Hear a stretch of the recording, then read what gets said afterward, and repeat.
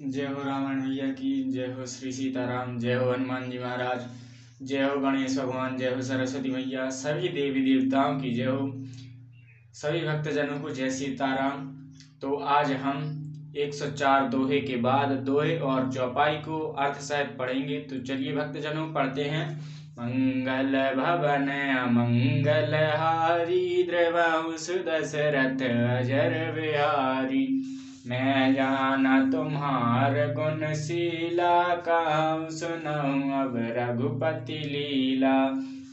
सुनि मुनि आज समागम तोरे काहे न जाय जस सुखी मन मोरे। रामचरित अति अमित मुनीसा काहे न सकहि सत कोटि अहिसा। तदपि जथा श्रुति कहूँ बखानी सुमिर गिरापति प्रभु धुनि पानी। सारथ दारु नारि सम स्वामी राम सूत्रधर अंतर्जामी। जेहि पर कृपा करहि जनु जानी अबियुर अजर न चावहि बानी। प्रभनऊ सोय कृपाल रघुनाथ बरनऊ विशदता सुगुण गाथा। परम रम्य गिरिवर कैलासु सदा जहाँ शिव उमा निवासु। सिद्ध तपोधन जोग जन रामा सुर किन्नर मुनि वृंद सिया रामा। बसई तहाँ सुकृति सकल रामा सेवई शिव सुख कंद सिया रामा। मैंने तुम्हारा गुण और शील जान लिया। अब मैं श्री रघुनाथ जी की लीला कहता हूँ सुनो। हे मुनि सुनो। आज तुम्हारे मिलने से मेरे मन में जो आनंद हुआ है वह कहा नहीं जा सकता। हे मुनीश्वर, रामचरित अत्यंत अपार है।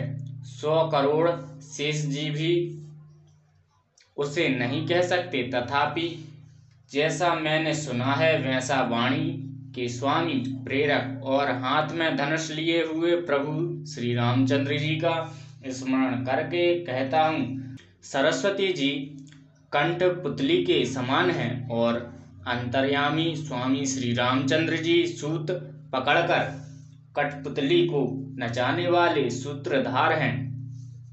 अपना भक्त जानकर जिस कवि पर वे कृपा करते हैं उसे हृदय रूपी आंगन में सरस्वती को वे नचाया करते हैं।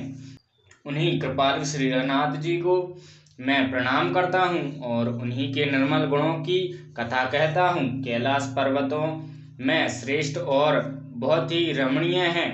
वहाँ शिव पार्वती जी सदा निवास करते हैं। सिद्ध तपस्वी योगीगण देवता किन्नर और मुनियों के समूह उस पर्वत पर रहते हैं। वे सब बड़े पुण्यात्मा हैं और आनंद कंद श्री महादेव जी की सेवा करते हैं। हरिहर विमुख धर्म रति नाही ते नर तह सपन्यु नहीं जाही।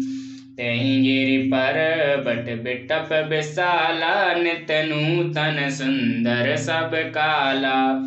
त्रिविध समीर सुशीतल छाया शिव विश्राम बिटप श्रुति गाया।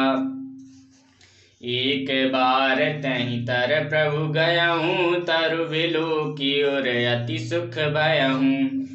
निज कर डासी नागिरि पुछाला बैठे सहजहि शंभु कृपाला।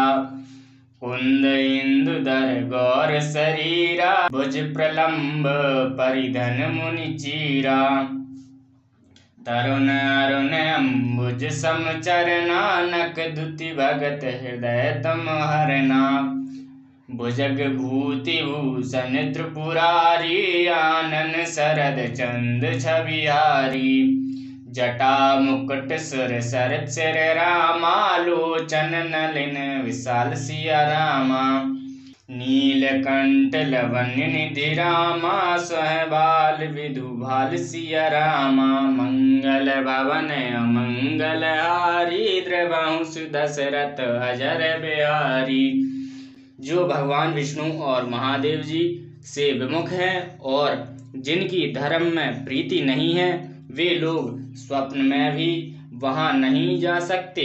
उस पर्वत पर एक विशाल बरगद का पेड़ है जो नित्य नवीन और सब काल छहों ऋतुओं में सुंदर रहता है।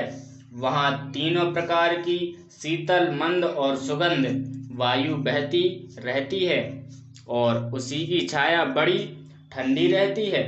वह शिव जी के विश्राम करने का वृक्ष है जिसे वेदों ने गाया है। एक बार प्रभु श्री शिव जी उस वृक्ष के नीचे गए और उसे देखकर उनके हृदय में बहुत आनंद हुआ। अपने हाथ से बाघंबर बिछाकर कृपालु शिव जी स्वभाव से ही बिना किसी खास प्रयोजन के वहां बैठ गए। कुंद के पुष्प, चंद्रमा और शंख के समान उनका गौर शरीर था। बड़ी लंबी भुजाएं थीं और वे मुनियों के से बलकल वस्त्र धारण किए हुए थे। उनके चरण नए पूर्ण रूप से खिले हुए लाल कमल के समान थे। नखों की ज्योति भक्तों के हृदय का अंधकार हरने वाली थी। सांप और भस्म ही उनके भूषण थे और उन त्रिपुरासुर के शत्रु शिवजी का मुख शरद पूर्णिमा के चंद्रमा की शोभा को भी हरने वाला, फीकी करने वाला था। उनके सिर पर जटाओं का मुकुट और गंगा जी शोभायमान थी। कमल के समान बड़े बड़े नेत्र थे। उनका नीलकंठ था और वे सुंदरता के भंडार थे। उनके मस्तक पर द्वितीया का चंद्रमा शोभित था।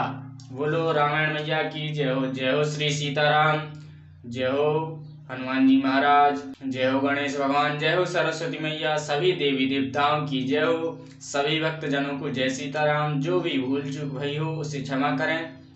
जय सीताराम।